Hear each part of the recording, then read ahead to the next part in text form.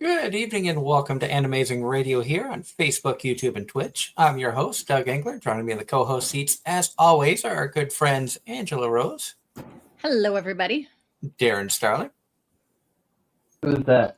somebody, our latest edition, Kaya Tianu, Hello. and we are honored to have an awesome guest tonight. Back-to-back weeks, we have had amazing VTubers that have joined us tonight. We are honored to have Night Maerie joining us. Hi, hello. Thank you so much for joining us tonight. And for those of you, for our fans out there who may not know who you are, tell everybody a little bit about yourself. Right. Well, hi, hello. I am a VTuber. Well, I stream virtually to Twitch TV and occasionally YouTube with this virtual avatar of mine. I typically stream a lot of video game stuff, and I also go over a lot of horror-based content. So anything spooky, scary, that kind of thing. That is kind of what I do. I cover games, I cover stories, shows, all that. So perfect guest for the Halloween season. It's Halloween all year round. Now, knowing that you enjoy the spooky, scary stuff, are you into like ghost hunting type of things as well? Or I only ask because I have been a ghost hunter for many years. Well, absolutely, yes. Follow a lot of what would be popular channels over on YouTube as well. A lot of people doing the whole ghost hunting thing where they go out to these abandoned places with all this equipment and things like that, trying to commune with spirits. I'm really into that sort of thing. Have you ever had a chance to do that yourself? Unfortunately, no. Where I live is very built up and there's not much opportunity for that sort of thing, but I would certainly love to one day. I know I have a few favorite locations that I've been to.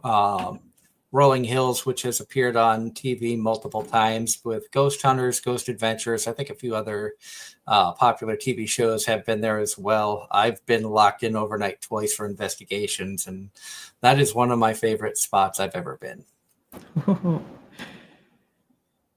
gosh, what's it like actually being there in person? Like being in the place? When you see photos of it, it looks small, and then you go inside and it's a lot larger than you think. Like the hallways are longer. There's multiple levels that you can't see, including underground tunnels.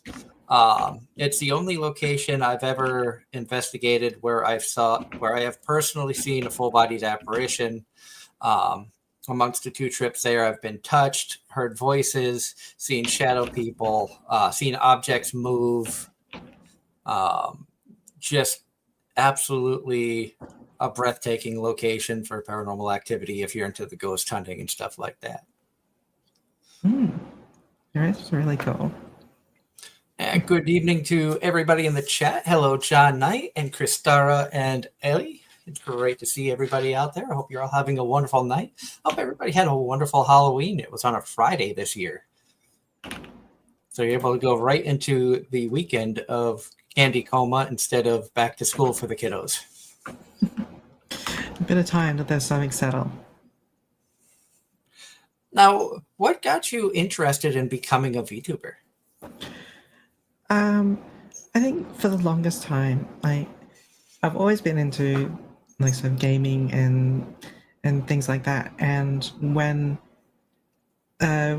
so way back in say like the TeamSpeak and the Skype days and stuff like that, we're always in these group chats and calls and things like that, but there was no real way to show off to each other like what we're doing or anything like that until Discord eventually came around, and we were basically able to stream to each other all the time. And at this point, I had no idea things like live streaming in general was a thing. So what would happen is like friends group servers and stuff like that, might be playing a game, and then I'll put it up on Discord and friends would come in, we'll just sit down and watch, we talk and things like that. And then a few years ago, that's when I discovered the likes of Twitch. And I started looking at other entertainers on here and having a great time being involved with their communities. and it's such an involved space to be interacting with a streamer or something like that as they're doing stuff, rather than say looking at something that's been how to put through editing and stuff like that and put into a video on YouTube. It's something you get to interact with people live, and I was really, really drawn into that. But also, I wanted to present something a little different, a little unique, and I always thought having like a virtual avatar or a VTuber in this case would be ideal at conveying what I want to. Like, there's only so many ways I can dress in a spooky way and things like that for the camera, but actually having like a character will really help immerse people into like this whole virtual experience that they're having on screen. And you definitely have a unique character. I think a lot of people who, when they think of VTubers, think of some of the big names, Iron Mouse, Shy Lily, Fillion, things like that, which a lot of their characters are colorful, bright, bubbly. You have a very gray, monotonish kind of character, which I think is very unique and kind of a neat take on the VTuber thing. How did you come about with your character design? So this one, it's what's funny is that this particular design is a spin on my initial one, which you can actually see in the background of Kaya's image there. I'm actually the purple one on the far right. That is what design usually looks like. However, with the whole Halloween thing and things like that, I thought it'd be a fantastic idea to explore something a little more abstract. So the whole core of the character is that I'm a personified nightmare, so to speak, or based on Norse mythology, if you're familiar with it, like a Mara demon. Okay. And so I would basically be haunting people in their sleep and that sort of thing. And I thought probably a much more common way people might recognize such a thing would be like a sleep paralysis demon. And you look at, well, how do people perceive sleep paralysis demons? Usually it's some shadowy figure in the corner of the room. You can barely make out the details, that sort of thing. And that's kind of what I wanted to go for. Is just something that's like it's abstract. You can see that something is there, but it takes you a long time to figure out what you're looking at.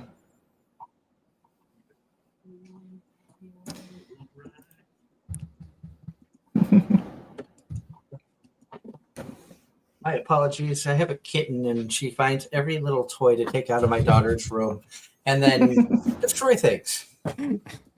This time, it was a Minecraft baby turtle. Aww. Aww. And the wife has already put some decorations and stuff out for the holidays, and she was knocking one of them over. That's fragile, so I wanted to make sure it wasn't broken.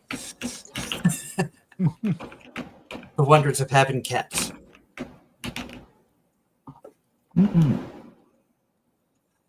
But I've seen a few of your streams. Every time it's been under your current avatar. I have not seen the one that you would point out in Kaya's picture there. I know Kaya was the one that introduced me to you. How did you find Night Maerie? Oh, I want to say like it was through basically like a group of people that had like the same rigor as me originally. We all kind of just like started talking to each other. I met Kristara, and I believe I was introduced to Mary that way. I've met so many VTubers in the past year.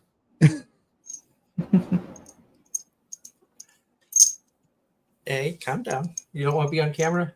Aw. That does make sense, the whole community aspect of it. Absolutely. It's so vast, and like it's such a huge effort to bring about even just a single character. It's the combined work of a lot of people, a lot of very talented artists and animators, and it kind of comes together as very tight-knit community just about everyone knows each other one way or another. Eventually, so that's how we just keep bumping into each other. And the questions from the chat have started. John Knight wants to know, Marie, what was your gateway anime? My gateway anime.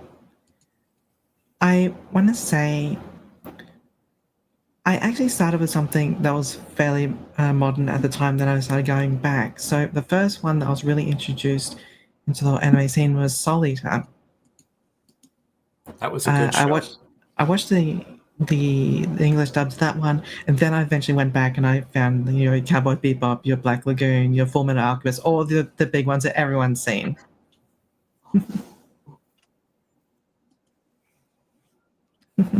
And I'm guessing, knowing that you are into the horror side of things, eventually you gravitated towards more the horror anime side of things, or? Definitely, at least in the popular sphere. So naturally, I was drawn to the likes of Hellsing and the ultimate of that when they came around, and I think a few others like When They Cry and things like that as well. Really big into the horror animes. Now, one horror, it's lauded as magical girl horror that I really enjoyed was Wonder Egg. Oh, I've heard of it. I have not had the pleasure to watch yet.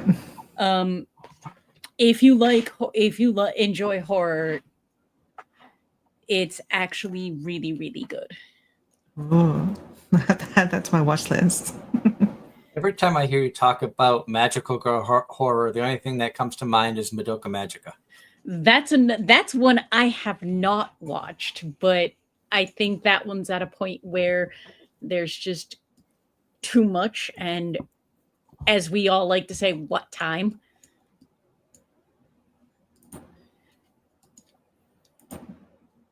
And John Knight in the chat making us all feel old, saying this year is the 15th anniversary of the Soul Eater dub. Oh wow. Oh wow. And Ellie in the chat says Mary, they really like your your character and model design. Thank you. That honestly means a lot. And good evening to you, Ross. Ross has joined us. Yay! I love seeing so many new people in there. Hello to Call Sign Axel. It's the first time I've seen that name. Granted, I wasn't around last week due to the fact that I was working. But I'm happy to be able to be here because I have been enjoying a lot of VTubers that Kaya has sent my way, including Marie. I try to catch your streams when I can.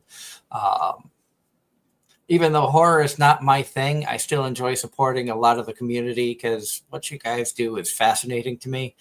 I don't think I would ever have the time under current working conditions to do it, but I'm one of those people. I like learning a little about everything. And there's so many different kinds of VTubers out there with so many different things that they cover that it's fun just to watch everybody. Absolutely. It's such a broad little niche that we have both here on Twitch and the YouTube. And it's really cool just seeing what's out there now. Once upon a time it was much more straightforward kind of thing, and now everyone's really being everyone's experimenting at this point in time, and it's showing, and it's really cool all the stuff that's coming up at the moment. And now, was horror something that you've always been interested in, or did somebody just kind of introduce you to it and you're like, oh, I kind of like this? And it was something I've always been I have a morbid curiosity when it comes to horror. Once upon a time, I wasn't too much into horror itself, or rather, I was just too much of a big scaredy cat to really engage in it. And I had this childhood friend that every time I went over, I would sit next to them when they had sat there with their GameCube and would be basically having another playthrough of Resident Evil or Silent Hill or something like that. And I'd sit there and I'd watch over their shoulder, scared as all heck, as they're just blitzing through this game. And they do this every weekend, just over and over and over again. and eventually watching it, I like started working up the courage, and I started playing these sort of things. And there's the kind of tension, the payoff that comes with the whole horror experience. I was hooked from there on out. So now it's just kind of my everyday bread and butter.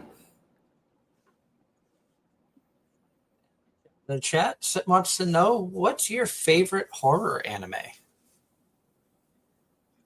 Whoa, that is actually a good question.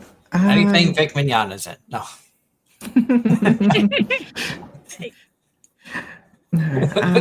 Let's see. Let's be nice, or at least pretend to be nice. I haven't been here in a couple of weeks. I had to get some wisecracks out there while I can. Yeah.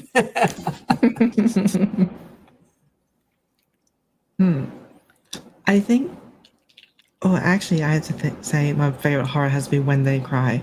The way the story keeps coming back in on itself and revelations that keep unfolding as the story goes on was so intriguing. You're hooked every minute of the show. And comment from the chat from Lay the Dane says, all of Marie's designs I've seen so far have been amazing. Oh, thank you.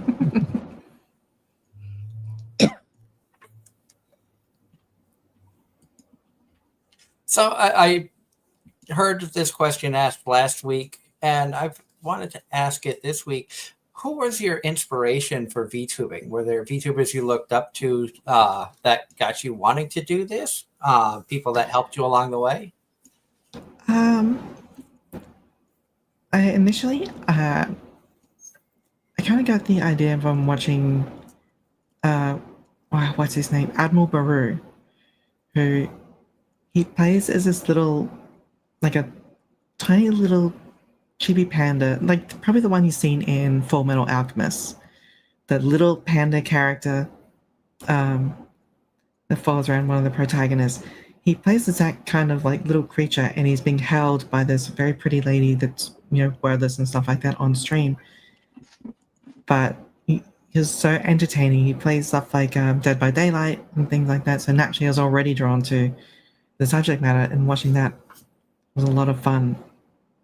After that, I think just constantly being inspired by people I just so happened to meet along the way, like Kai here, as we met with a shared animator, a rigger. Just alongside some other talents as well. Meeting along the way, we kind of help support each other, boost each other up, and give ourselves some confidence in what we do. It's not something you think about every day when you're walking down the street. It's like, oh look, yeah, I play as this animated character on stream for people's entertainment, and it's like, oh, it just seems a little strange, I guess, to probably most people's perceptions, but give you some confidence in what we do. Now, do you think that the popularity of anime and things like that here in the US, how that's exploded over the last decade, 20 years or so, has helped to increase the popularity of the VTuber sphere? So if you're into anime, VTubing doesn't seem like that far-fetched or things of that nature? Absolutely. The bridge is very much there. From the whole explosion of anime, especially in the last decade, I think, has been a huge boon to the whole, or both communities, I guess, with both VTubing, the whole idol culture that stems from that.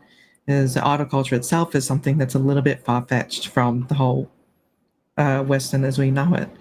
But you see plenty of examples of it in anime and things like that, and eventually just having people come to understanding of how that works. It's been a really big boon to just people coming in with the understanding that of the perception of what a VTuber is or what they do for entertainment.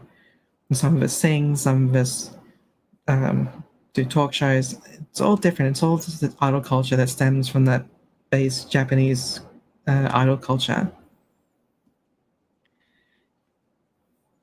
And 2 questions from the chat. The first from John Knight. Have you watched the VTuber Legend anime? No, I have not. I have not had the pleasure yet. I only say yet. And then on the horror note, Ross says, "Are you looking forward to the Guillermo del Toro Frankenstein movie that's going to drop on Netflix later this week?" Oh my gosh, I feel like I've been living under a rock, but I am super excited for that now. I have to keep an eye out. Yeah, that was kind of my reaction because I really enjoy as kind of a literature nerd, I actually want to watch a film version of Frankenstein because It sounds pretty awesome, not going to lie. yeah, and Del Toro it's going to be good. But that's my take. Mm. You are more the resident horror aficionado of the show, Ange. I like some. I don't. I like certain subtypes of horror. I don't like others. And I feel like I take on more horror. I take in more horror content than any of the rest of you guys. Yeah, my wife is the horror fan in this house. And yet I don't do horror video games. Like, never touched them. So what's some of your favorite horror games that you enjoy playing, either on stream or off? Ooh, I think honestly, I've always been a big fan of the Silent Hill games.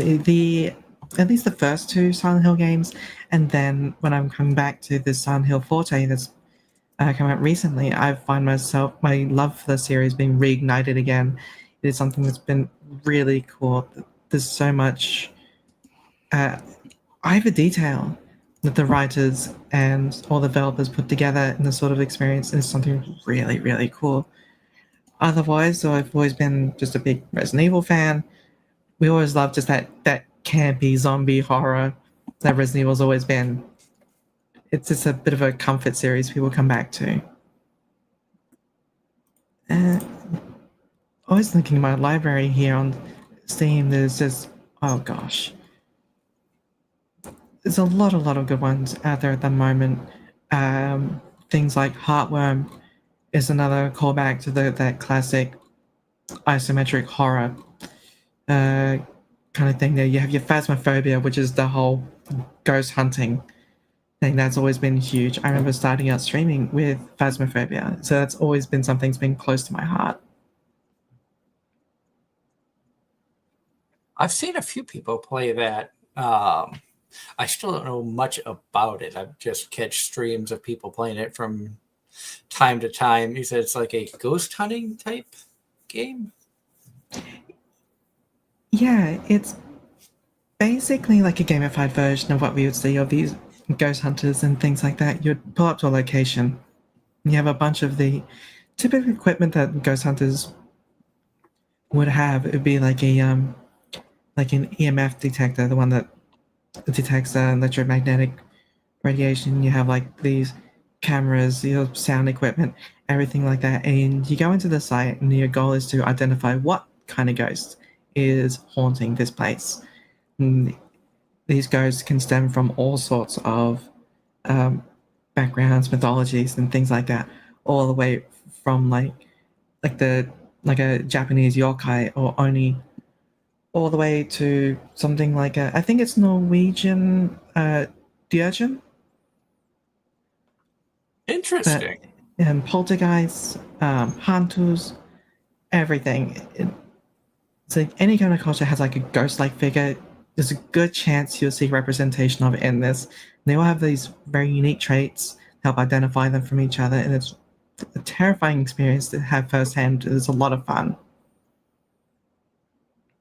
Now, are there like jump scares in in the game, or is it more of like a psychological high suspense, waiting on something to happen, which may or may not?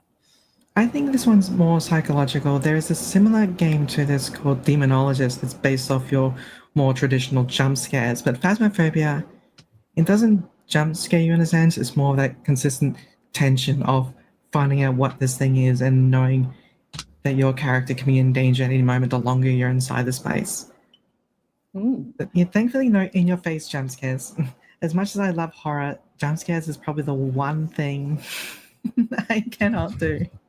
I don't care for jump scares, but the game actually sounds intriguing, especially with my history of, I've done paranormal investigations for almost 30 years, so it kind of sounds like a fun type of game. It's an absolute treat, and you can play it with friends too, which is awesome. And one of the sub genres of horror I really like is the psychological thriller type. Absolutely. So that I'm sounds right so with you that there. so that sounds right up my alley as well. That the next game you're going to play on stream, Kaya? I don't do horror. I don't need to go to sleep and have nightmares again. Never say never. On going back into the chat, Ross brings up that his favorite horror anime is a direct-to-video anime called Les Portraits des Petits Cassettes. I don't know if you've heard of that or if you've seen it. Can't say that I have, no. And then and then from John Knight, have you ever seen Tokyo Ghoul? I have seen Tokyo Ghoul, yes. That was an absolute treat to watch. And knowing you enjoy the horror, is there other types of anime shows that you enjoy watching? Shonen, slice of life, things of that nature? Or? I do enjoy just like some like gritty actiony things. So like your Black Lagoon, your Yomengons, things like that as well. I do like very emotional kind of things as well. So you're like your Angel Beats, the Clannad, shows like that as well. Definitely love those. All the writing's so good in those. Angel Beats was fantastic. I loved the piano riff at the start for the opening. Absolutely, the soundtrack was gorgeous. And seeing if there's anything we missed in the chat, it looks like we're all caught up there. And with the VTuber side of things, when did you get started? Oh, so I would have started as basically like a still image of a character. Rough. Let's see. Have a look in here. Let's see. I think Kai and I met roughly at the time I began, which says 1 year, 7 months ago. So roughly then. So almost approaching 2 years now. But I only started as like a still, like a little still PNG in the corner of the screen that would bounce when talking. It wasn't until about, I'd say 6 months ago or so before I became like a moving animated kind of character. But it's only just been this October that I've become this whole grey sleep paralysis demon thing.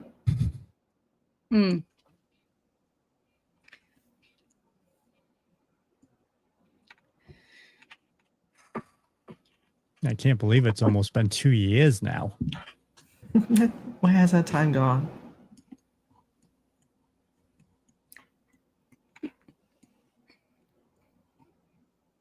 Goes by way too quick. That's for sure. Absolutely. I will agree with that.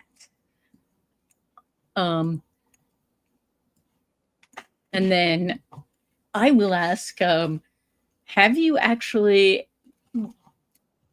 attended any kind of conventions recently ever for any of the fandoms, anime, horror? I think. So in Australia, we don't have very many, but we do have Supernova. which does happen on the East Coast. And sometime a few years ago, I actually came in a cosplay as well. I cosplayed, well, a feminine Dr. Stein from Soul Eater. I love Dr. Stein as a character. And I had to put together the coat, the big bolt through the head, the glasses, the stitching, face paint. It was a lot of fun bringing that cosplay together. It's been a little bit of a while since, but I think Supernova is probably the one I always try and make if I can. And my apologies for having to mute there. I got the call for work. Makes sense. But I have time before I need to head off. So I can stick around for about another half hour, and then I got to head out to work. Work. Pretty much. and I caught a little bit of what you were talking about, going to conventions, and you said that you had cosplayed. Did I hear you say you were in Australia? Yeah, that's right. In Australia, the good old land down under. What is I've always been fascinated because I've never been outside of the US. What is the anime scene and entertainment like in Australia compared to what you've heard in the US or Japan or things of that nature? So the culture here is a little bit more sparse than you would find in like other Western countries, and be like Europe and America and things like that. It hasn't quite hit that much of a mainline influence yet. Although I dare say since the whole COVID crisis and everything, a lot of people have been starting trying new media and things like that. It's blown up a lot since then. It's getting there, but it's not quite yet. Interesting. Because like I said, I'm fascinated about a lot of different things, but a master of nothing, as I had mentioned before the show came on. So I think, in all honesty, you're the first person I've talked to from Australia. So that's really cool. Well, I do hope I make a good impression on the rest of our paths. I know of a couple of people in media and sports that I follow who are from Australia. There's a NASCAR driver who's made a pretty big name for himself from the Australian V8 Supercar Series that's running in the Cup Series now. Also, there's Japanese Australian YouTuber Joey the Anime Man. I don't know if you follow his content at all or not. I'm pretty sure I have encountered a video or two recently, yeah. Funny you should bring up Joey, because we were just watching a Trash Taste special before I jumped in. Sweden? their winter one? Probably. Basically, where we picked up was when they had to do a all go into the water that was basically 5 degrees Celsius, and then immediately into the sauna. Okay, yep. That was their latest one. I did watch that. We enjoy the Trash Taste podcast, boys. Yep. We joke saying that we were Trash Taste before Trash Taste because this show's been going for 11 and a half years. I joke too long. Some people probably think that. Some people probably think not long enough. And I'm notorious for running my mouth, so don't take anything I say completely seriously. Oh, trust me, if anybody knows about you running your mouth, it's me. So true. Especially when you come out with hot takes that you don't expect. Like saying Bo Fury is what I was hoping SAO would have been. And call sign Axel in the chat with a question. Have there been any characters in anime which have inspired your designs or VTuber characters? So actually think of it.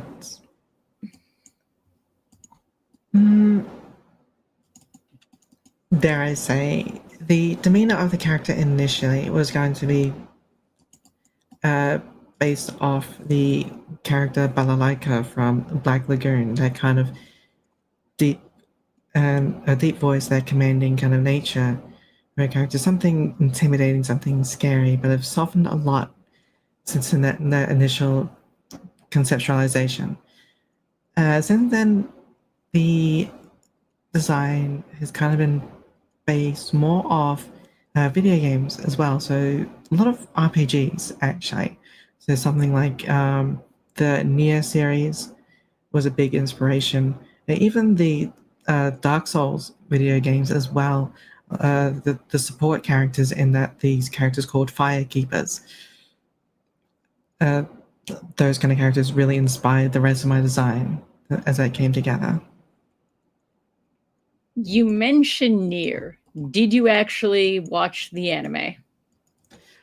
I have not. No, I have experienced each of the games extensively. I have not sat down and watched the anime.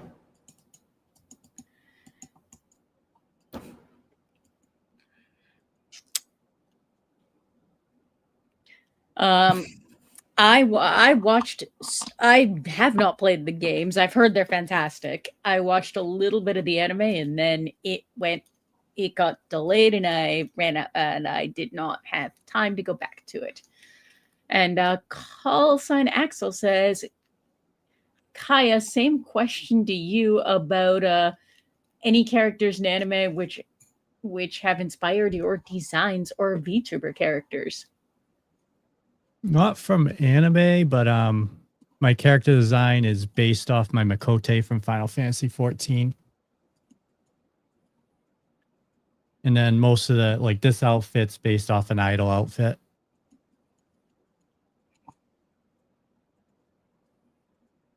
Then Kaya's next outfit's going to be based off of Nico. No. God. Oh my God. At least I wasn't picking on Darren about it this time. A key phrase, this time.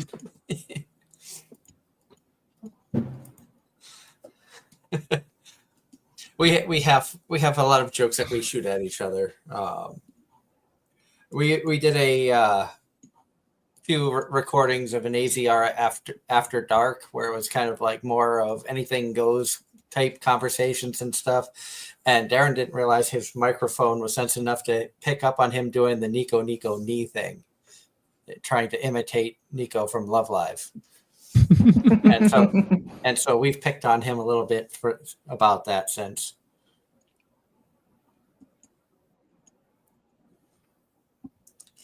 And John Knight in the chat says, Marie, have you watched Attack on Titan? Oh, okay. That one came out during a very, very busy period, but I watched the very first season of it, and it was one I've been meaning to return to and watch the rest of the way. Depending on who you talk to, you can stop after season 3. That is not a hot take. There's a lot of people that say that. I personally have seen one episode and knew it was not for me. But I've heard so many people say that after season 3, it just kind of tanked.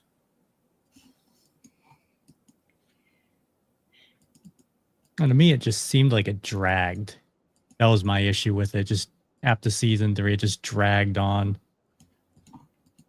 Some of that I'm going to say was because of the COVID-related delays, but agreed.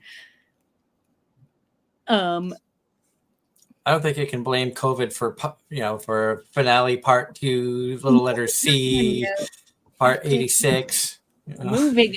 Moving on, because we have talked that to death. To all, from call sign Axel, to all, are there any components of VTube streaming you find more compelling to watch stream over typical streams? That's an interesting question. Thank you so much, call sign. Agreed. Interesting.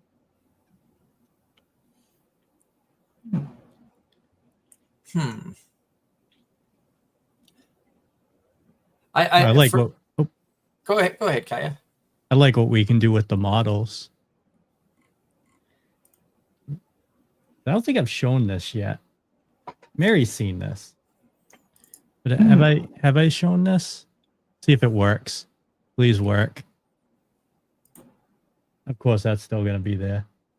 Bye, pillow. This is my final outfit. It's just basically what you can do with the model. The effects you can add. Getting rid of the cookies. Zelmus is just eating them. Stole my cookies. And Call Sign says, such a cool transition. Thank you for sharing.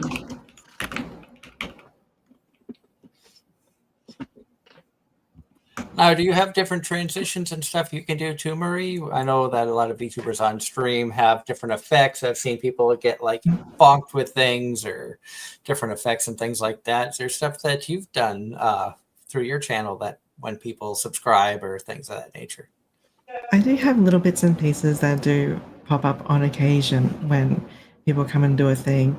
I have a funny little redeem here on Twitch, actually. It's a very vague kind of redeem, and people can press it as much as they want.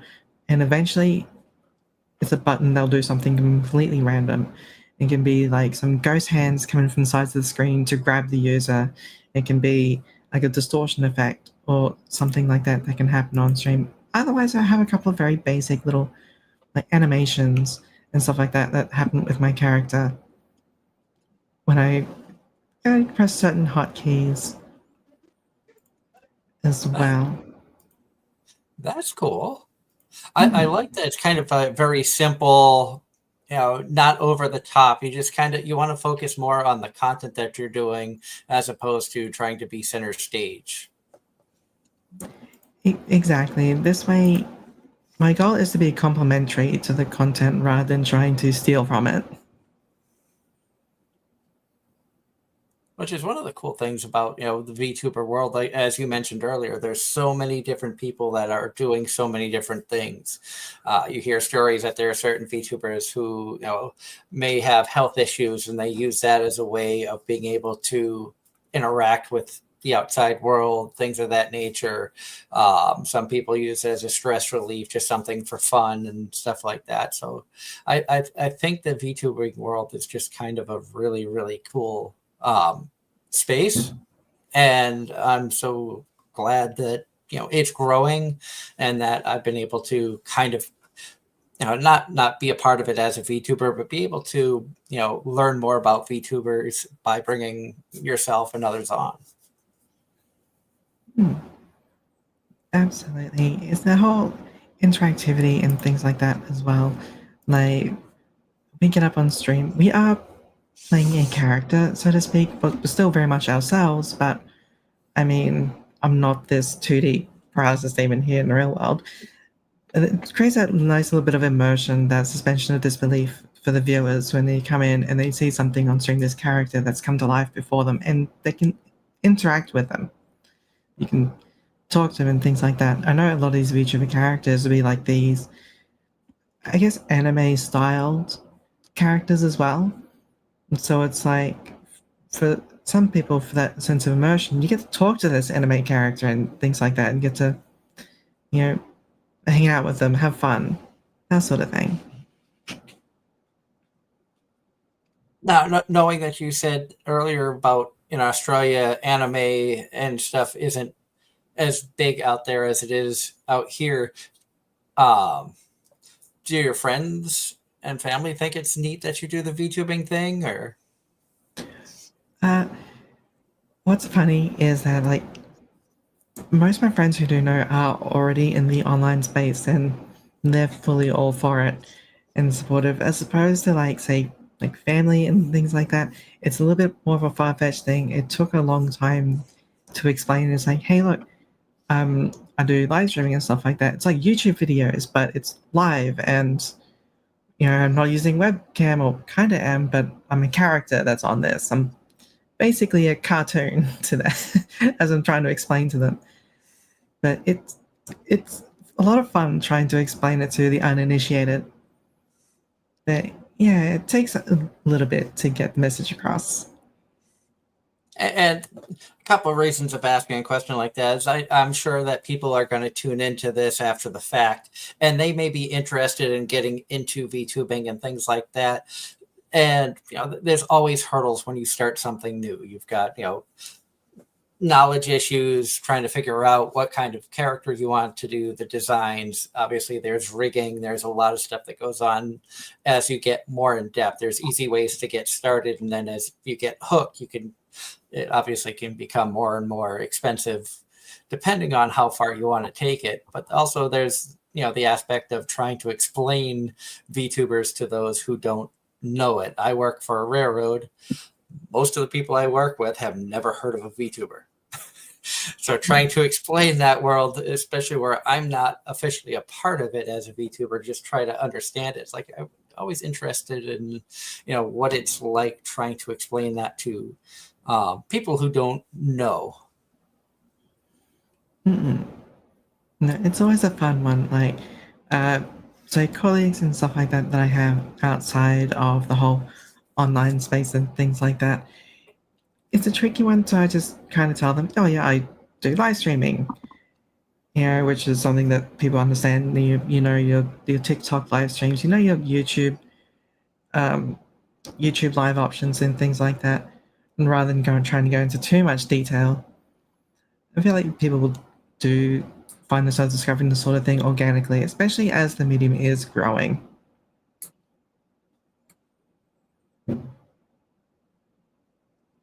And call sign Axel in the chat says, building on what Marie said to hosts, are there any characters from animes which you'd be interested in seeing portrayed by a VTube character?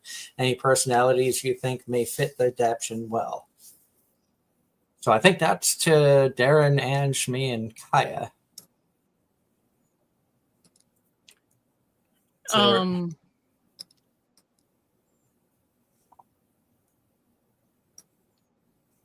I'm going to go with Yoshiko from Love Live.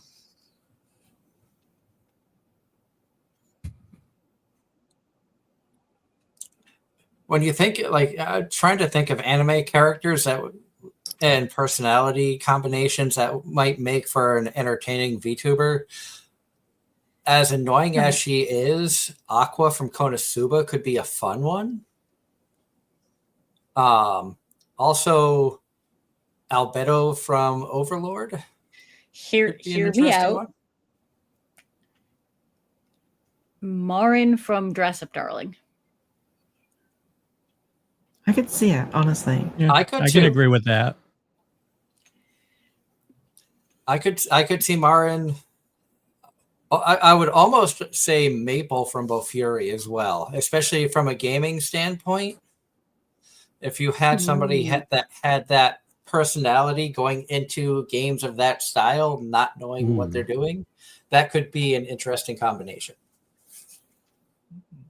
That would be very interesting. That would be interesting. You could also take on that note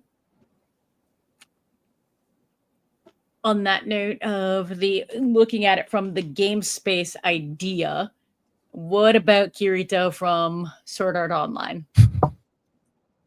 It would bomb. Kirito was the worst character. I need that, but that's why I think it would be funny. Only if it's the one from the abridged. If it's the Kirito from the abridged version, it would be hilarious. But I on that same line as Maple, he's a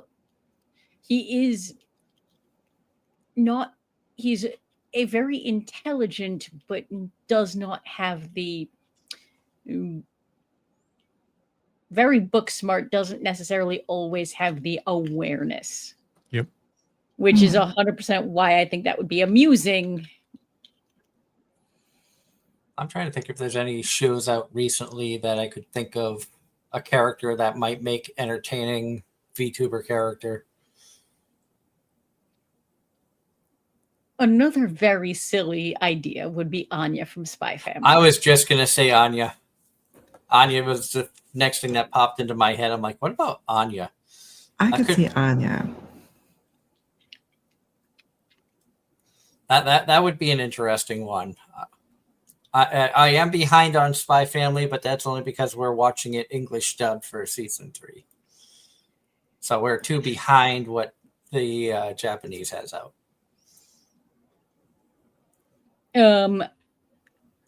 And Ross's contribution to this is Yuki from Sign of Affection.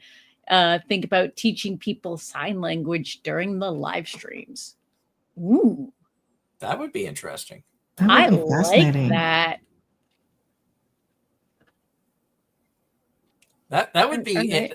that would be an interesting thing to do, especially from a VTuber format, because that would it probably involve a lot of extra rigging. I know a ton of artwork and stuff goes into designing the characters' outfits, making the motions and things of that nature. Oh, Yeah. and all of the and to do All of the signs. that would, oh my god, I could see rigging that being a nightmare. It can actually be a lot more doable than you think. A lot of VTubers also present in a 3D form as well through the likes of VR chat. And these days, with how modern like Oculus technology is concerned and things like that, it does track your hands live without need of a controller or anything like that. So it would be possible to perform sign language through the likes of VR chat and have that translated with like a camera or something like that in the virtual space to be presented on stream. It can work. Yep. I can definitely see it working. Especially, I don't know if you heard, Mary, they just have a new customizable 3D model just came out today. Oh, awesome.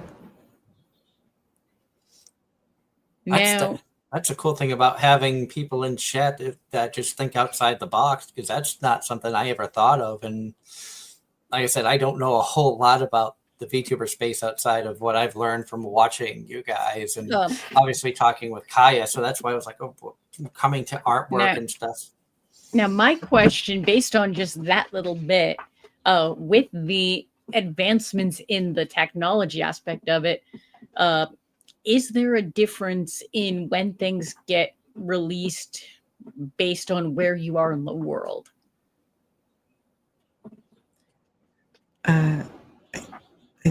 Different release. Is this for timings of That's kind of like, yeah, like the thing, like the thing Kai is referring to. Would it be released where you are at the same time as here? Yes. So that kind of stuff tends to happen globally. So we tend to see things basically the same time as everyone here. I think the only thing that affects us is still just like some shows and games and things like that. We get affected by release windows and that. But as far as like VTubing technology and art is concerned, we're on the same page as everyone.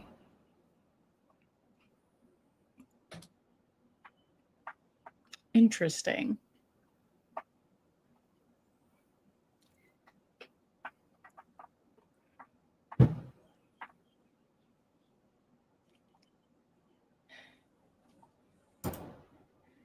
And Ross, with another outside the box thought on this, one VTuber anime personality he doesn't thinks we don't want to see is Gasai.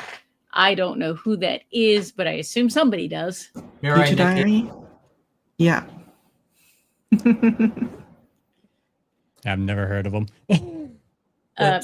I believe Yuna is from Mirai Nikki, the pink-haired psycho chick, if I remember it correctly. A hallmark yandere character, just as the whole yandere theme kind of really blew up. Definitely stemmed from depictions like Mirai Nikki. Or as it's dubbed as Future Diary here in the West.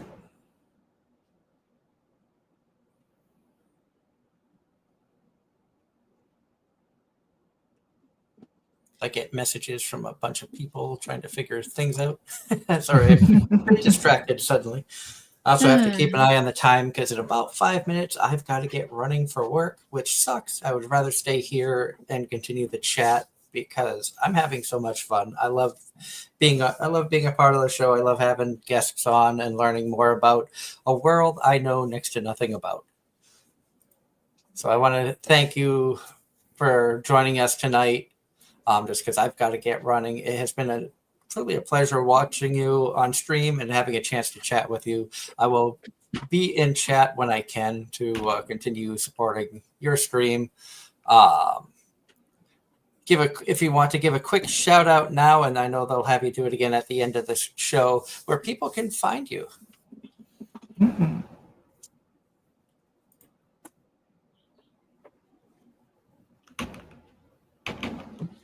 Doing the shameless plug section early. How dare you? We'll give her a couple of shameless plugging sections. So, Marie, the floor is yours. You can tell everybody where they can find you. Well, sure. So, my full name is Night Maerie, as in the play on the word nightmare. But I can be found right here on Twitch. I do have a Twitter/X with the same name as well. I do tend to post a lot of memes and things like that up there as well. But I'm typically here in I'd say the American mid-afternoons is when I can be found streaming my whole horror bit and things like that.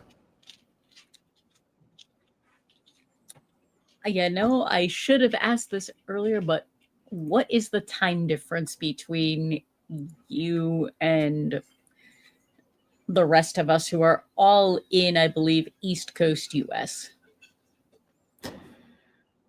Oh, okay. So right now it'd be roughly 9 o'clock your time, right? 9 p.m. Yep. Yep. It's roughly midday for me. So whenever I usually host streams and things like that, it's usually around 5 to 6 o'clock in the morning for me. Interesting. So I take it you're more of a morning person than a night owl? I'm typically like a night shift worker, so I would wake up later in the afternoon and I would go to work before my shift, come home, I'm still awake all the way up into the ungodly hours of the morning. I do my stream, and then after that I go to bed and I sleep through the daylight hours. I know how difficult it is to sleep during daylight hours because with the job I do, like I'm getting ready to go to work now and it'll be a 12-hour shift, so I probably won't be getting done until 10:30 a.m.-ish in Maryland. God. And then I have to sleep during the day because after 10 hours of rest, I could be getting called to come back. Oh gosh, it sounds so. Oh, it has its challenges. Whereas I never actually adjusted to working night shift. I'm definitely a daytime person. Yeah, I only work daytime. I've done night shift like years ago in my old job and I hated it. It's one of the reasons I left working fast food is because I never fully adjusted to working the closing shift. I had an easier time getting up at 4 a.m. than I did getting home at 2 a.m. But that's just me. On that note, I have to bid everybody a fond farewell. It has been a pleasure, Marie. I hope you have a wonderful rest of the stream, Kaya, Darren, and Ange. Have a lot of fun, and I look forward to catching your streams when I can, knowing that you stream midday. Usually when I have caught your streams, I've been stuck in hotels somewhere while at work. So that's usually when you'll see me is on my phone, enjoying the content. That's awesome, and thank you so much for having me on. It's a pleasure. Hopefully, we're able to have you on again. Maybe in the future, we can try to organize like a VTuber roundtable or something. Just ideas to throw out that could be fun to have a few different people on just talking about the VTuber world. And yeah, I know that there's collabs and stuff that happen between you guys. And I wish you the best with Night Maerie. And thanks again for joining us. Awesome. Thank you. Doug, we'll see you later. Yep. Have Have a a good one, night. Doug. And have a safe night at work. Yes, that's the plan. Have a good one.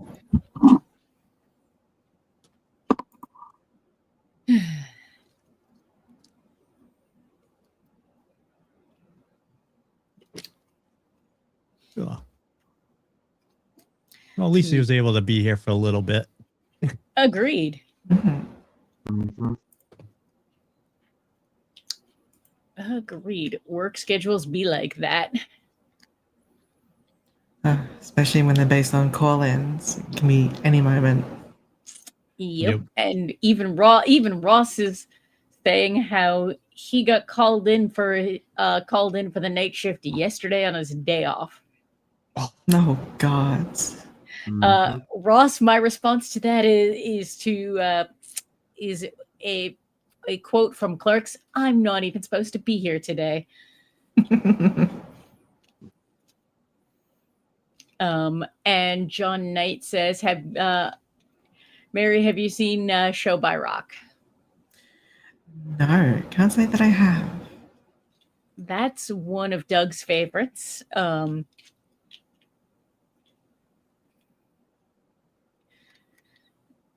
If you like music, you would like it. Ah, okay. I know I enjoyed it.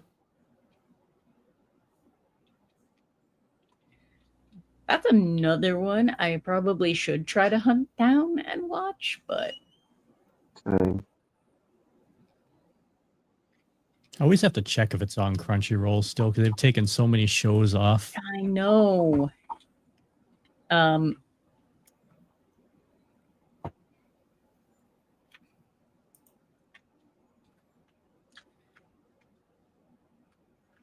And while we're on the topic of what have you watched, John Knight says, have you seen any isekai anime?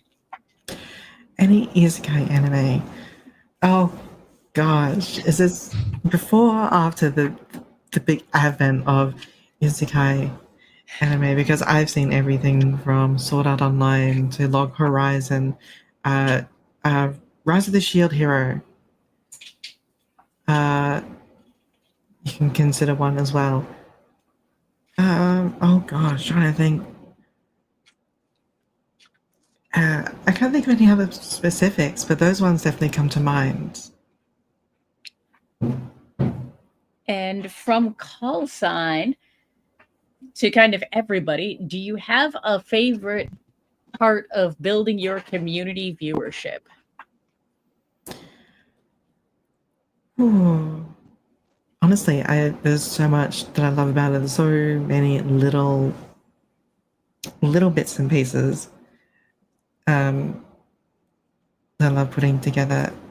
Like, while I don't really consider myself an artist myself, I still do a lot of editing when it comes to like editing videos, promotions, teasers, and things like that, and still being able to artistically express myself through those is a lot of fun to get my hands on and do, and it really does become its own rewards when you get to show off your kind of thing, and you start meeting new people who are drawn in by what you do, and these people who share similar interests.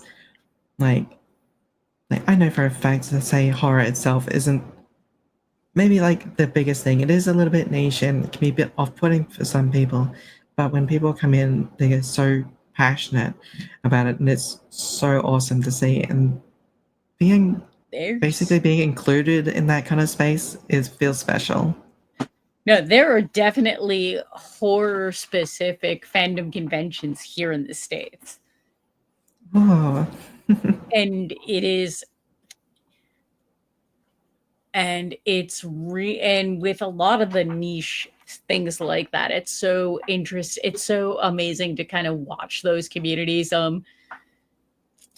Honestly, back in the day, in a gaming space, I ended up building a community literally from the ground up,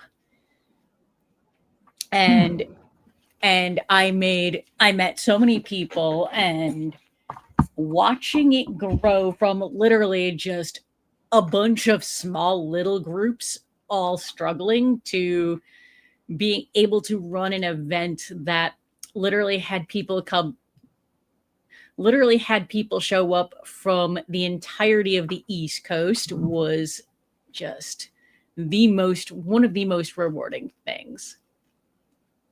That sounds amazing.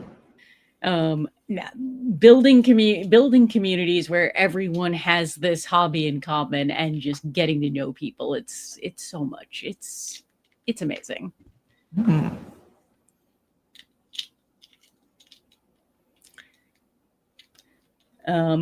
And from the chat, Ross, real quick news: Super Sentai after 50 years is ending. So I'll add to that. It is not technically ending. The Super Sentai is ending. They're just kind of doing a rebrand. That is the news going around. Well, all right. Not something I know anything about. Well, I think a lot of the issue too, from what people I've talked to about it, is because of Power Rangers and other things over in the US, they can't bring Super Sentai over here, so they're going to rebrand it to kind of end that.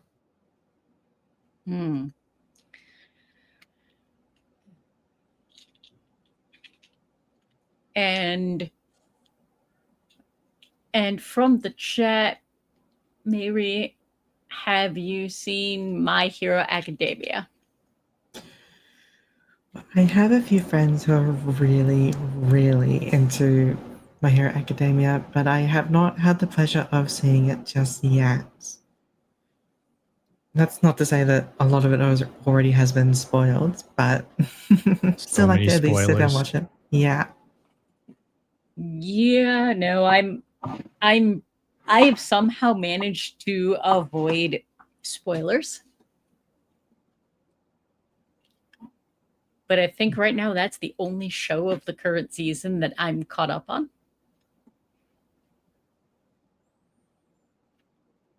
Yeah, I got spoiled the ending of that a long time ago. Yeah. Honestly, that does not surprise me given how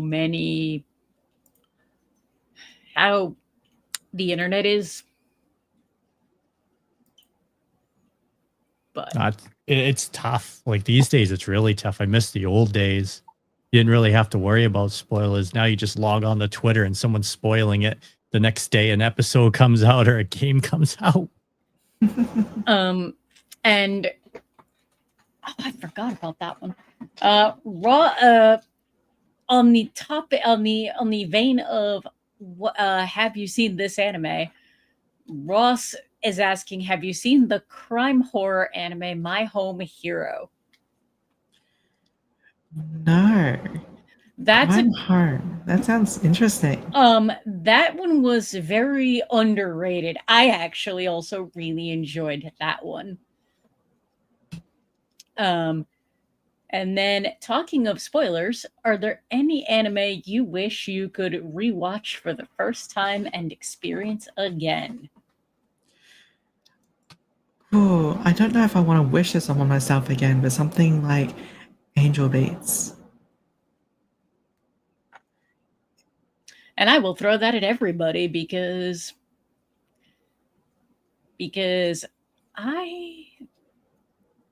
that, again, that's a really interesting question. I would say Full Metal Panic. I That was one of my favorite ones when I was younger. ooh. See, one of my early favorites I know does not hold up the test of time, so I don't know if I could rewatch it today.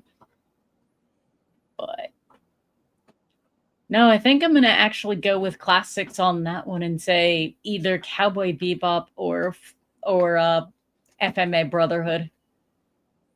Ooh, both very solid picks. And Kristara says, haven't seen the anime, but Near Automata was huge. I still have to set time to watch that one as well, especially since so much of what I have is based off a lot of the core designs from the Nier series. I kind of owe it to myself to at least give it a watch.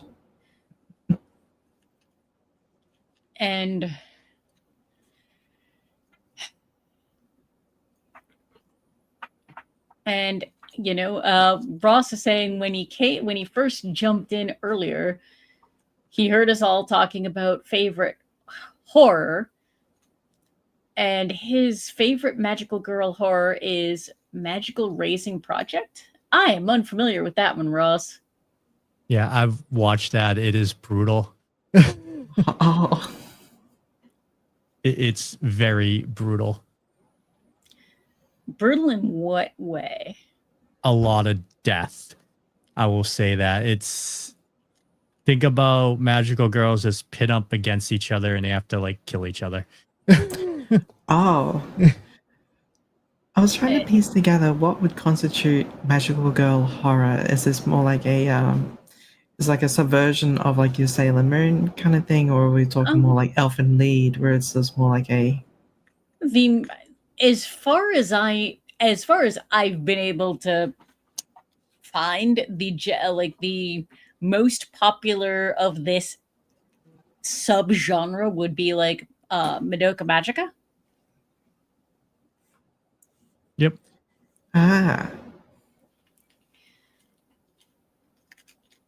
And Call Sign says their choice would be ReZero.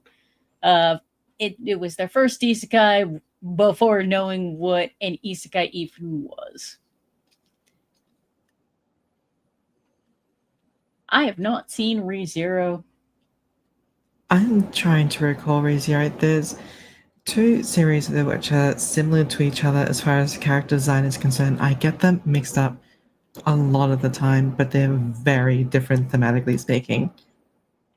I think ReZero was one of them, and I'm not quite sure what the other one was.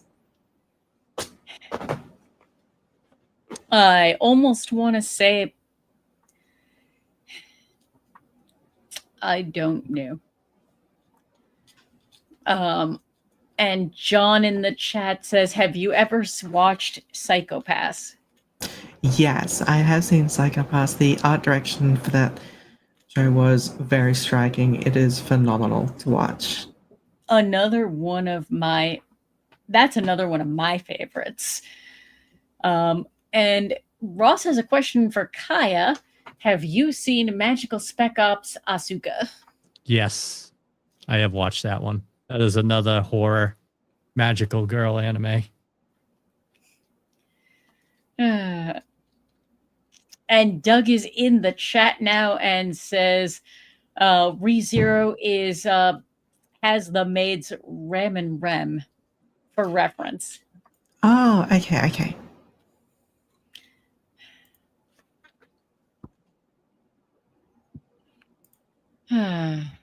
I think I only got through 2 seasons of ReZero myself.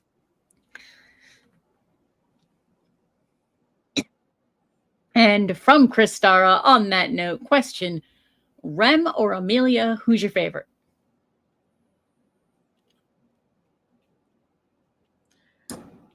I have not seen it yet. But as far as design is concerned, the blue-haired one with the short cut to the hair. So Rem. Yeah.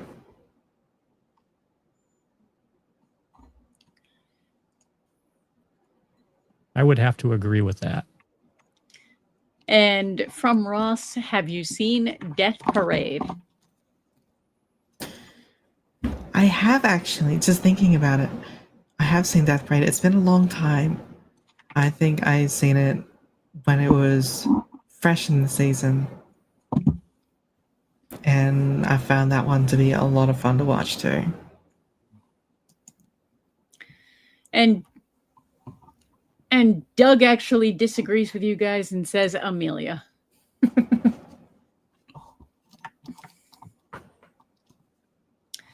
And Call Sign says, don't make me choose, but gotta go with Rem.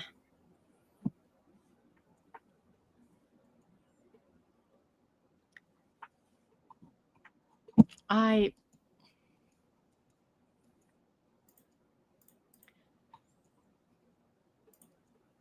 this is where we get into the I don't know.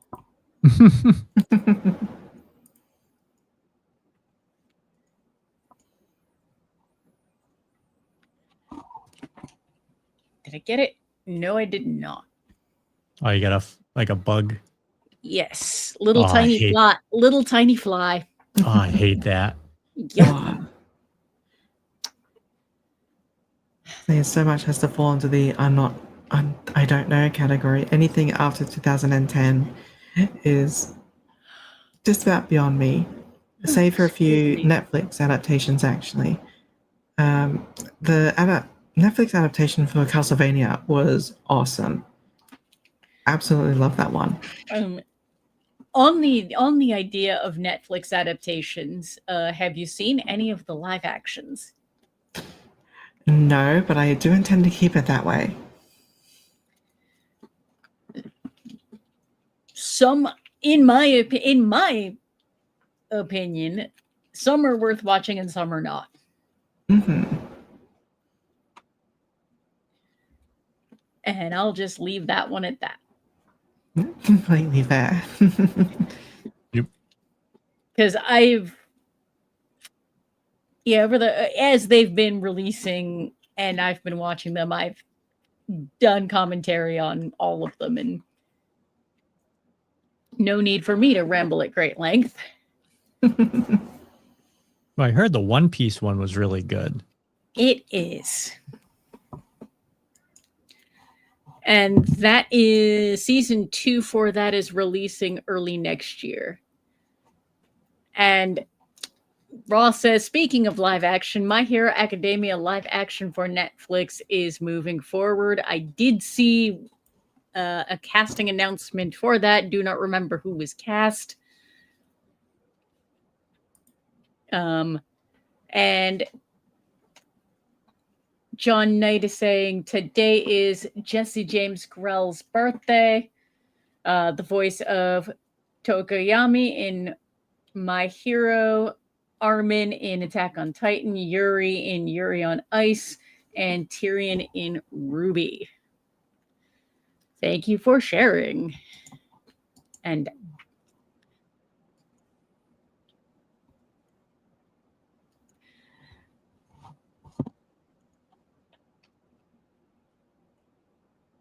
but on that note, is Ruby something you have seen? Yes, actually. I was very big into the whole indie animation scene before becoming a VTuber. So at the time, the team at Rooster Teeth were being very experimental when they were doing Ruby. And I loved following the development of that series and watching them refine their skills as animators.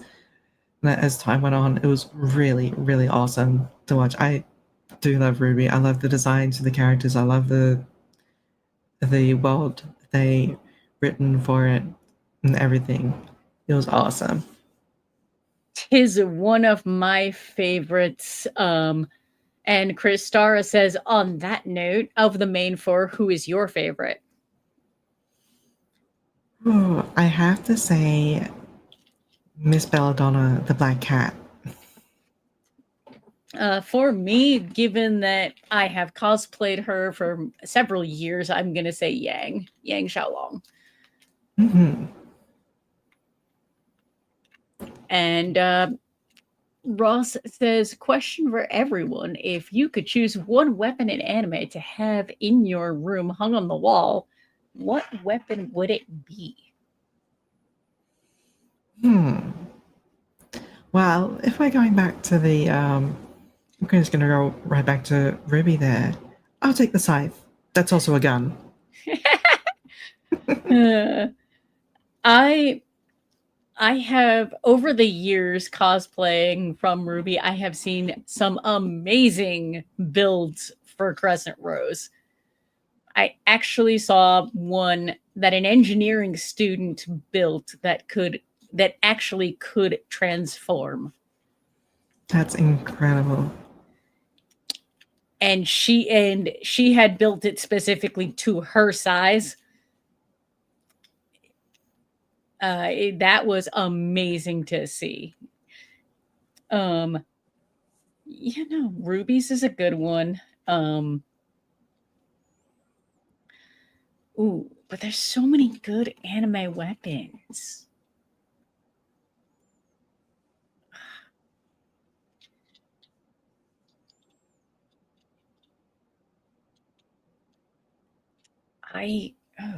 That's Ross, that's actually a really hard question. Ooh. Cause I mean,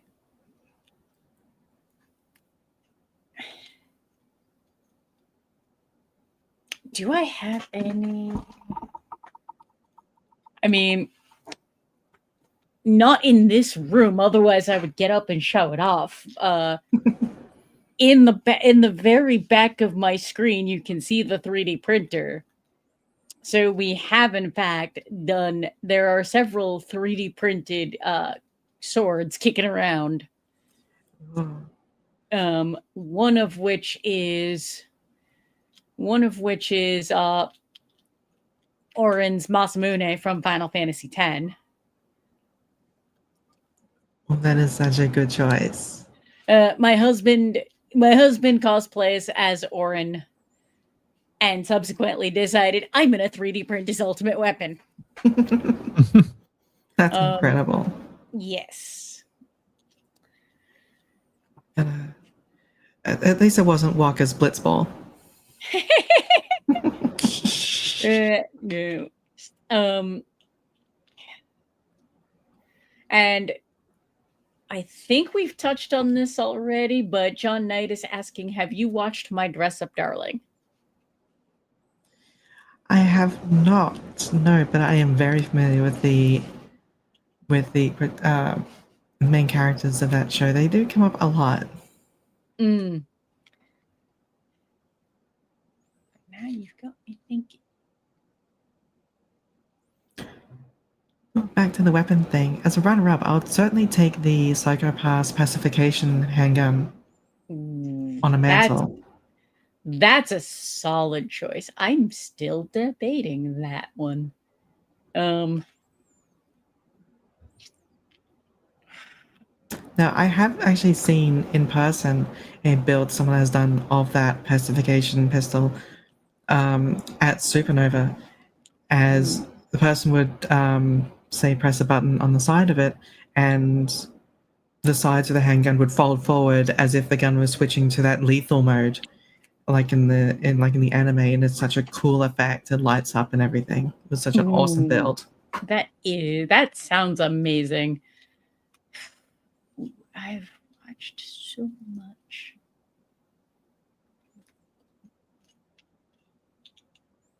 There's so many good options. Yep. I mean,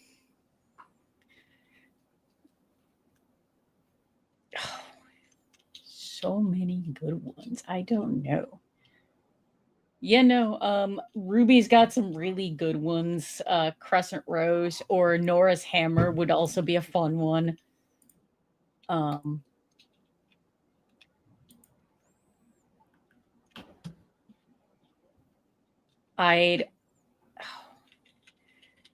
And then I have talked about various weapons from a lot of sci-fi and fantasy properties, but yeah, thank you, Ross, for making me think. And then on the lighter note, have you watched Spy Family? I have, yes. Spy Family is just so much fun. It's so good to watch. It's one that I've been kicking back, put in some popcorn, unironically, and just binging it. And yeah, Doug in the chat is saying Maple's shield as a weapon. Yeah. John, so to for everybody in the U.S., John Knight said, "Did everyone remember to set the clocks backwards for daylight savings time?" And with so many of my devices being digital, I feel like that's I don't have much that does need to be reset. I forgot because I have a TARDIS clock, like a really old one. Ooh. And I didn't set it back, and I woke up like 2 hours early for work. When I only found out after I picked up my cell phone and looked at the clock, I'm like, I could still be sleeping. Yeah, no, it makes. I woke up naturally at 5 a.m. and then wondered why, and then oh, that's why. And then just couldn't go back to sleep and said the heck with it and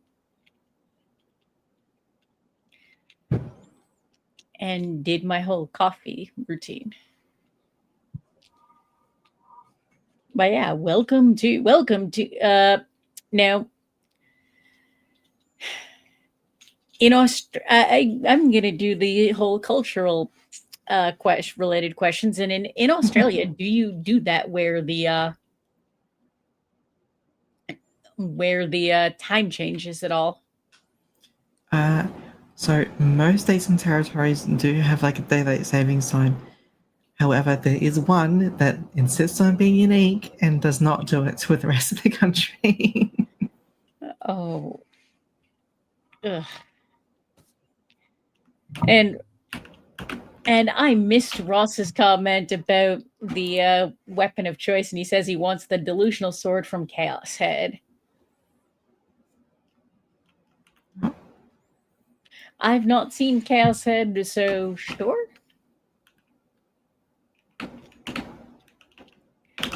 And did we lose Darren? Or is Darren just being quiet? Quiet.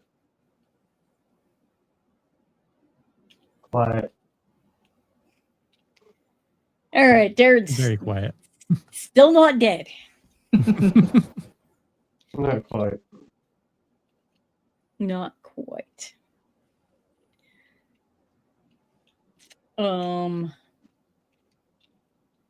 Yeah. Gotta love it.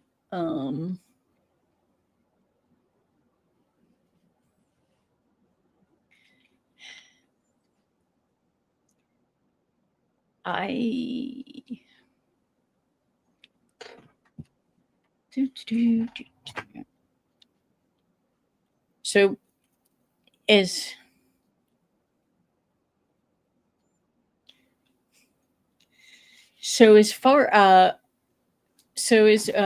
currently, what are you watching? Any current anime, or what kind of video games are you playing right now?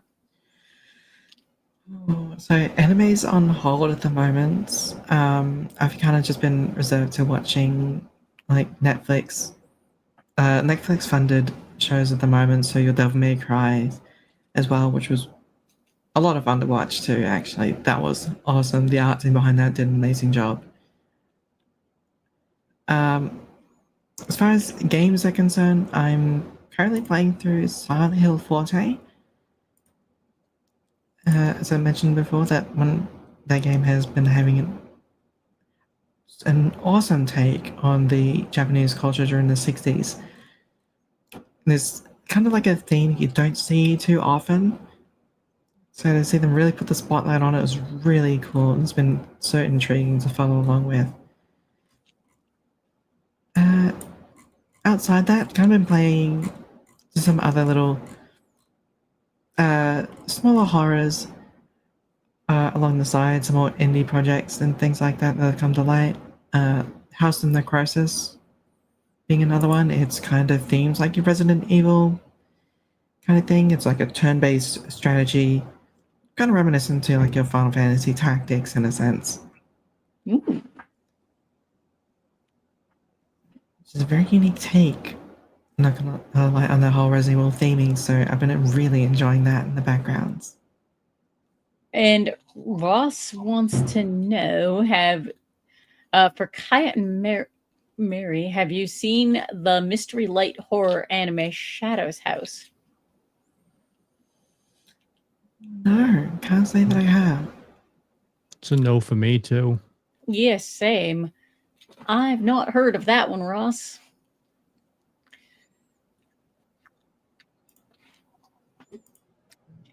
Ross never ceases to surprise me in the chat.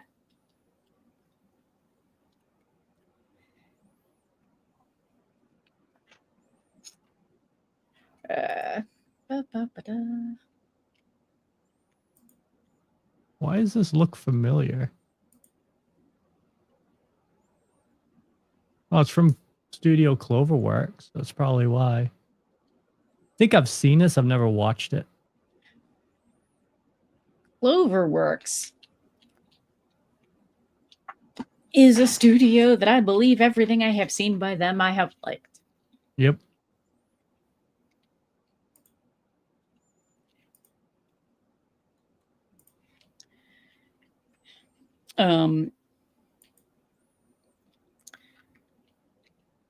As far given that you said you've been watching a lot of Netflix anime on Netflix, did you watch Cyberpunk Edge Runners? I have, yes. What was your thoughts on that? Being very familiar with the source material, I think is a very cool take on the project, on the whole world that CD Projekt Red put together.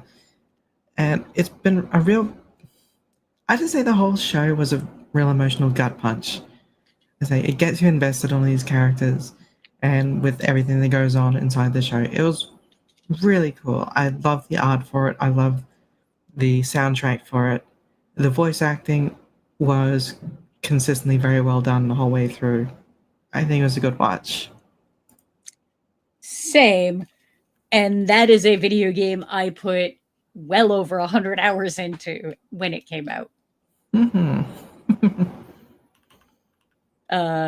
One of these days, I will find a group to play the role-playing game with.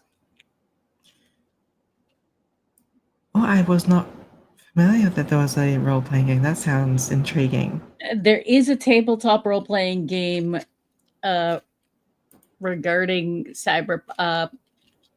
pertaining to Cyberpunk. I know very little about it other than it exists because that's not one I can convince other people to play. But John Knight is asking, did you watch the anime Housing Complex C? Housing Complex C. It sounds familiar, but I know that's its. I do not remember the. Here in the States, that one was released on HBO. And I know that there was definitely a different title elsewhere. But I do not remember what the other title was. yeah, I'm having a little Google here. In case I know it through any other means. No, I have not seen this one. That one was a very weird one.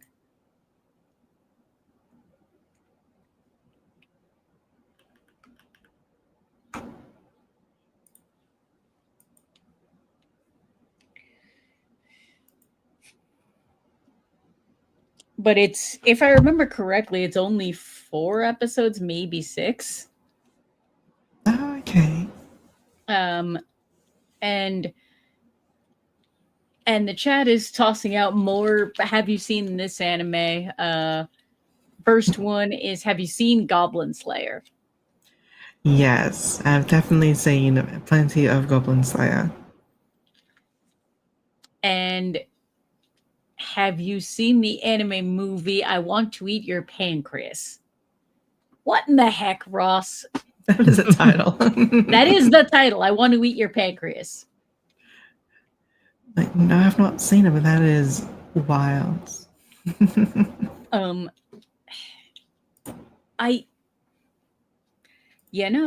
Anime titles really.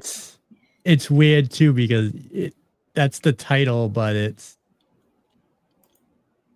so the story. I'll just go off what the manga is. An introverted high school boy finds his classmate's diary and learns her biggest secret.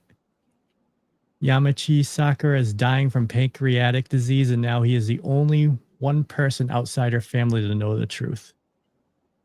And this is basically like friendship. The last thing the boy wants is to be her friend, but Sakura's cheerful demeanor and their shared secret draw them together in this art trending tale of friendship and morality. And why is it called like? You know what? I'm not gonna ask that question. That is a rhetorical question, and really, I suppose that's just a. I wonder if that's a lost in translation bit. And then next on the have you seen this is, did you see Goodnight World? Which I think was another Netflix short season. No. That one was another mess. Let me just double check if that's the one. I think it is. Me just checking if it is in my country, as Australia does have a different listings. Oh, here we go. Like, we only just got the release of The Fragrant Flowers Bloom with Dignity on Netflix. Yeah, I need to go back and watch that one too. This one is all right. Goodnight World. It's another. It's basically, the premise is, in this online game, there's these. In this online game, there's these people that play as a pseudo family. What they don't realize that they are a dysfunctional family in real life, and it goes from there. Where in game versus real world, kind of anime, and that's another one that is very much really makes you think. Ah, okay.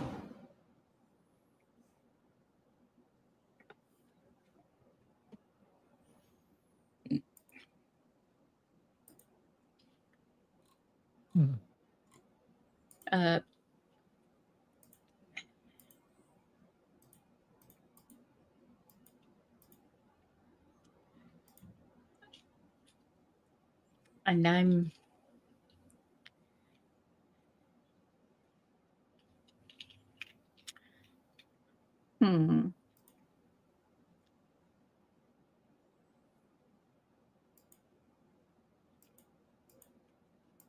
now, have you read a lot of horror? Have you read a lot of the, like, either horror content or manga or anything like that, as well as like the video games and anime? So I have not looked into too much of horror manga, save for, I suppose you can always count Berserk being among that number. But outside that, not so much. I've read a lot of Eastern European literature when it comes to horror and dystopian fiction. So that's stuff like Your Roadside Picnic, or the book adaptations of the Metro series, Metro 2033 being the first one.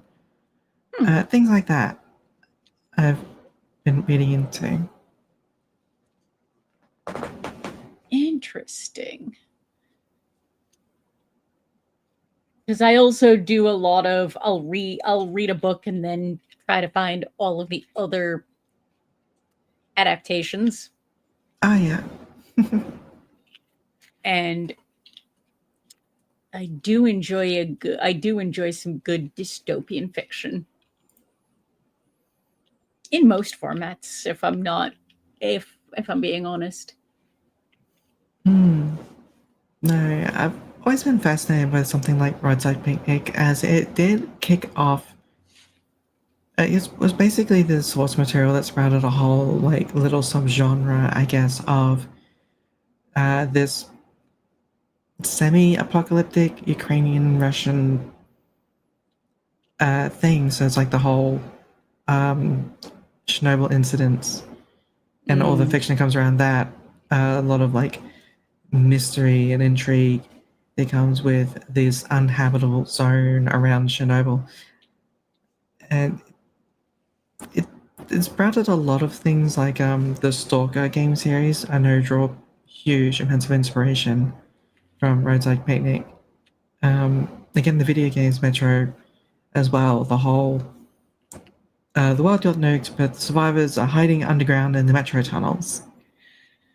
That sort of thing, and explores a lot of the human condition in like both of these adaptations. Is really intriguing.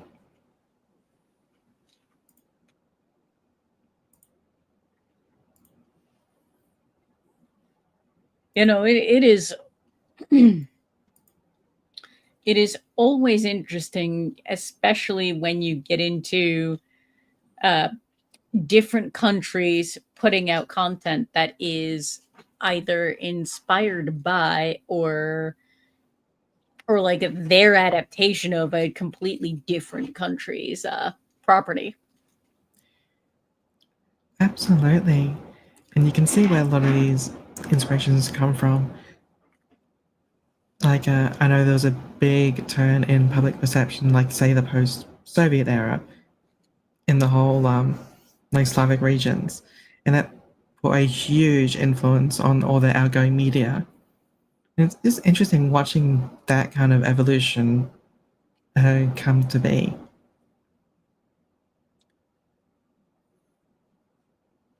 Yeah, no, and it's definitely just interesting.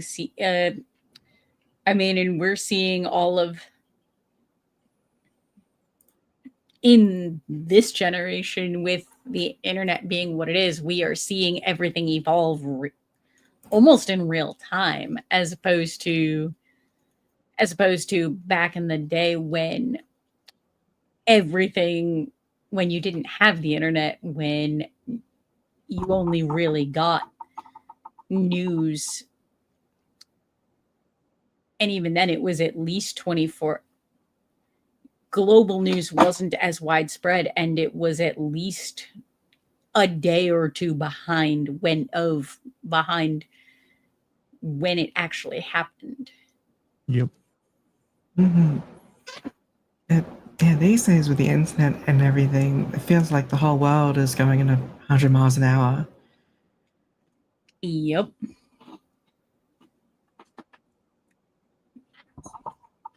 Like for like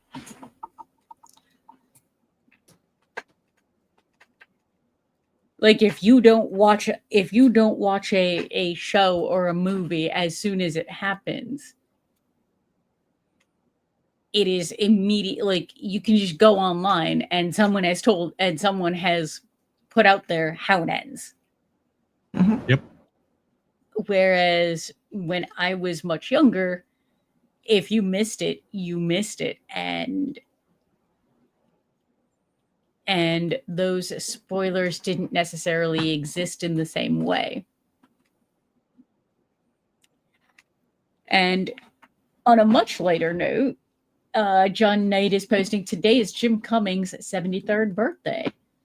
Wow. Did not realize he was that old. Hmm.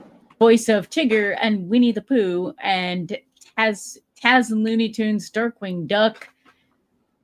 I did not remember that. Oh, wow. Darkwing Duck, that's a blast from the past. Yep. Hmm. I remember watching that when I was a kid. I remember my best friend from high school. That was the cartoon she was obsessed with for a while.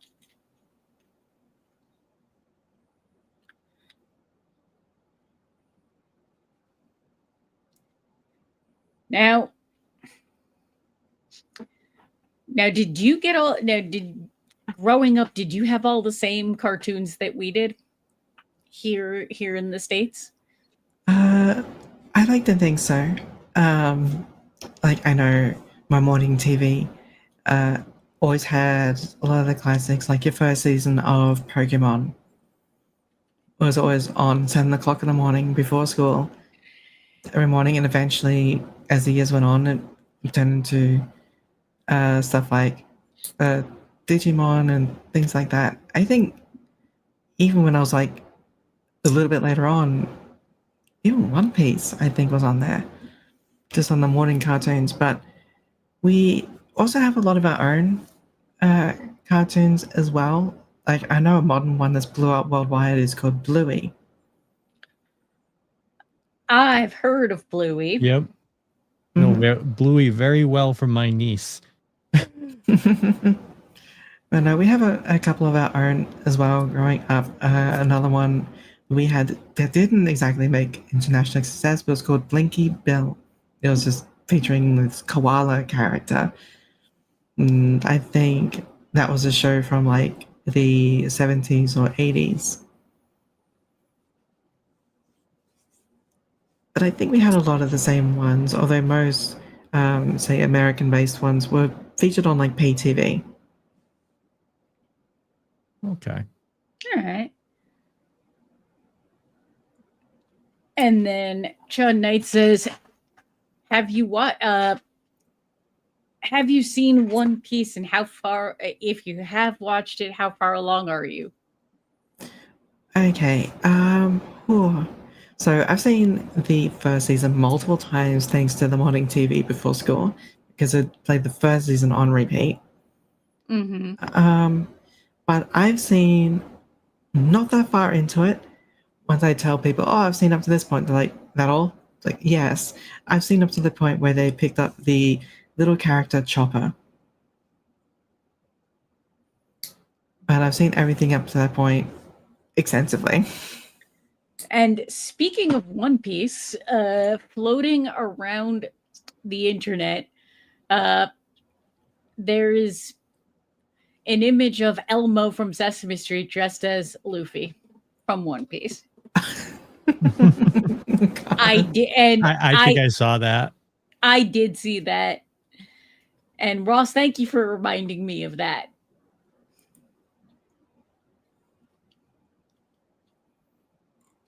But you know, outside of the live action, I have not seen One Piece. I attempted to read some of it and didn't get very far, largely because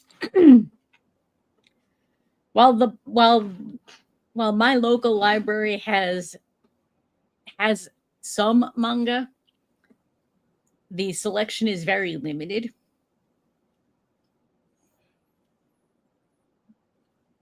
It's more like token pieces here and there. You have like later editions as well, missing the very beginning, that sort of thing.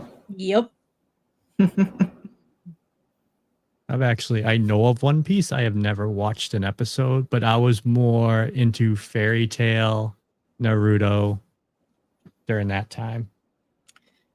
Fairy Tail is one that was recommended to me, and then I never got around to it. And yeah, there's that.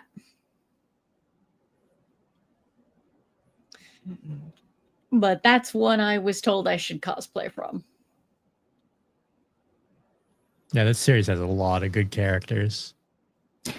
It does. Very good character design. I've only ever seen the first couple of seasons of it, and I have some friends who are very, very into Fairy Tail.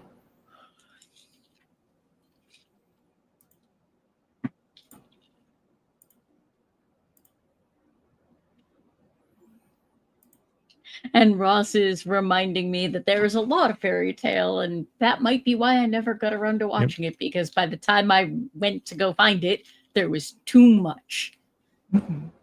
Some of these series can seem very daunting to get into these days. One Piece being a great example, Fairy Tail being another, Naruto. Bleach, One Piece, Bleach. Naruto. Yeah. Seems like such a daunting task. You're too scared to start.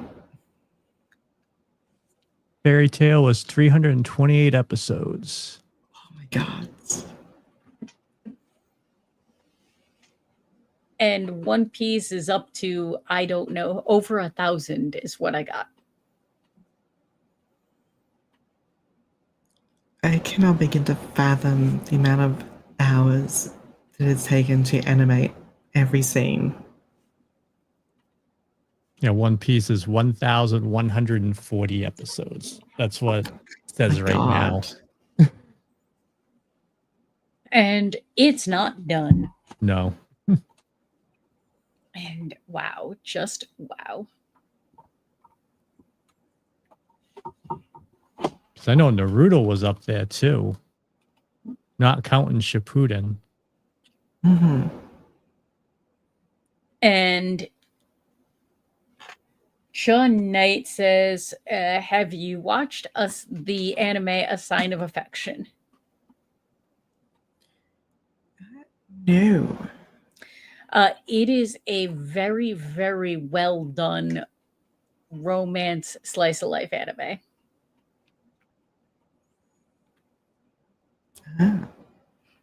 There's already a few of those in my watch list. I've also been recommended Your Name as another one. I've heard that is very well done. I also have heard that it is very well done. I have not seen it. The music's really good too.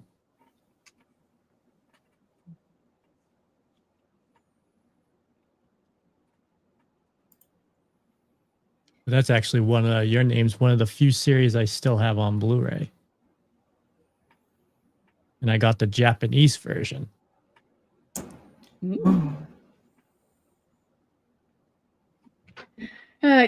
Doug, and since it and Doug says, have you watched Apothecary Diaries?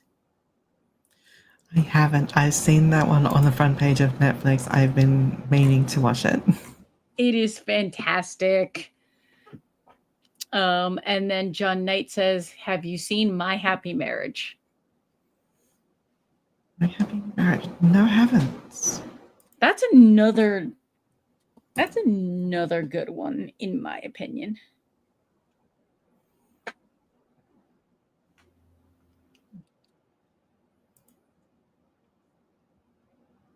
That's one I haven't seen yet. I know Doug keeps telling me to watch it. Which one? Apothecary Diaries. Yes. Honestly, it is so well done. Actually, But yeah, now that go ahead. Oh, and say, I'd say probably one that was I guess you can call it a guilty pleasure because it's just silly fun to watch. Was Delicious in Dungeon. Yes. So good.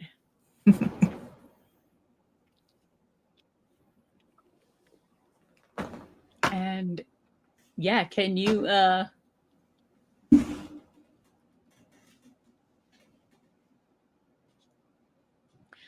and yeah, John Knight says, can you believe we're getting closer to the end of the year? Where did the time go? Time, what's that? Exactly. Exactly. And wow, where did the time go?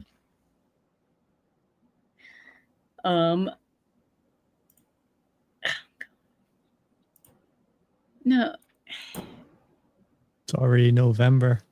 yes, and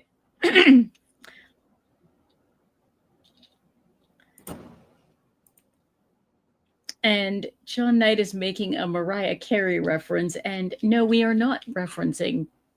No, We just had Halloween. No. And- Anything but that. No, we're putting her back on ice. do you have a holiday that is comparable to American Thanksgiving? No, we do not. Considering Thanksgiving is before the end of November, at least here. No, for us it goes from Halloween, which it's still a little bit tentative whether or not people will celebrate it. Bunch of mixed opinions on it. I personally love it. Then we go straight to Christmas and then to Easter after that. Do you not do New Year's? I suppose we can call a New Year's one, but it's very much business as usual for us. That is very much a cultural difference in Australia. Australia is on my bucket list of places to go.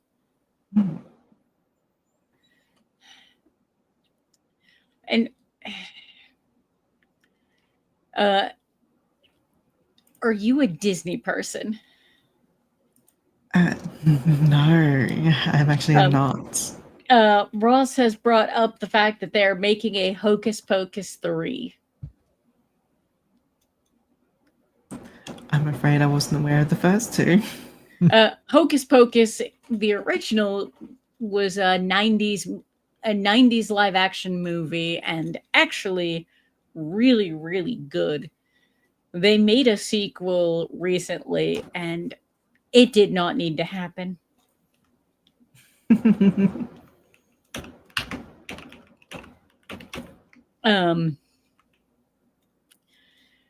But no,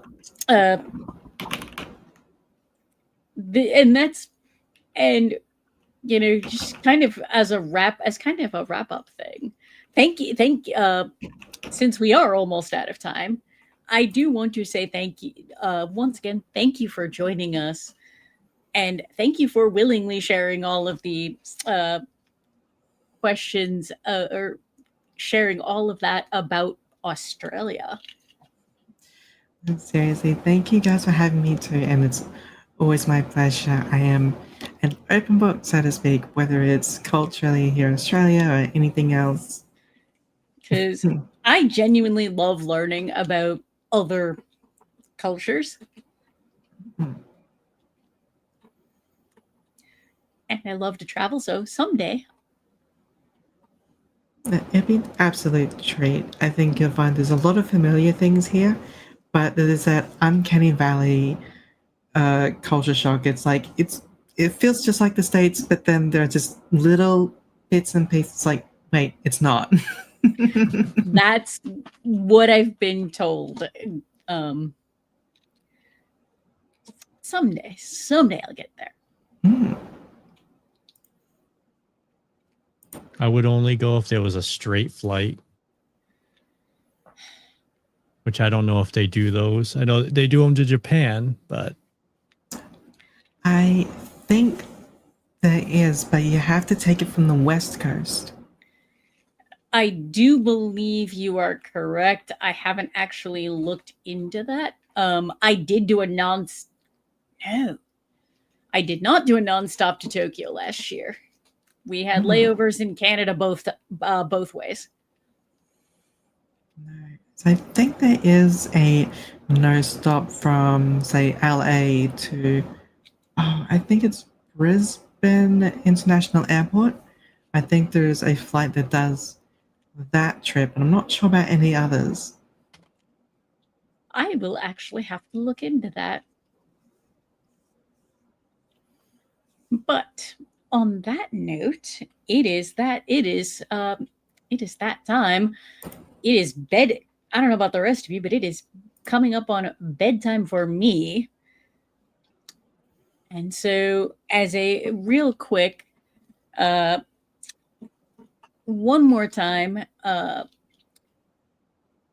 let's do the whole where can people find you? Where can people find you online to watch your streams or any other kind of social media? All right.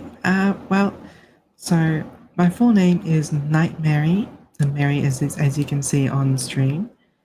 I tend to present on twitch.tv, and most of my socials can be found on Twitter/X under the same name, Night Maerie, where I post a lot of memes, a lot of artwork.